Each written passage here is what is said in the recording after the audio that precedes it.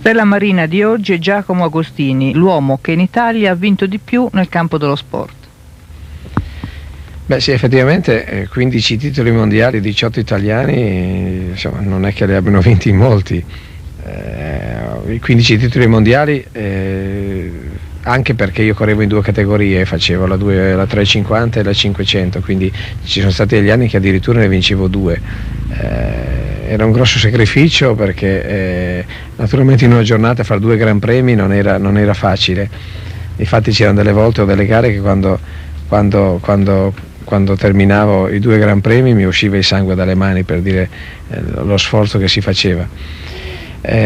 Comunque li ho vinti, il primo è stato nel 66 e l'ultimo l'ho vinto nel 75.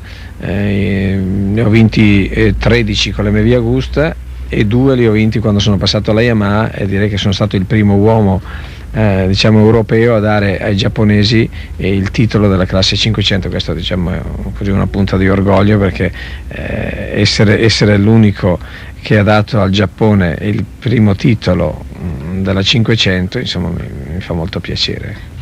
Così, quando ho smesso, così pensavo di stare tranquillo e incominciare a godermi la vita, ma effettivamente ho capito subito che la mia vita era quella delle corse. Allora sono ritornato subito ancora nell'ambiente, ho formato una squadra dove tuttora esiste, faccio correre dei piloti, e in questa squadra ho vinto altri 3 titoli mondiali.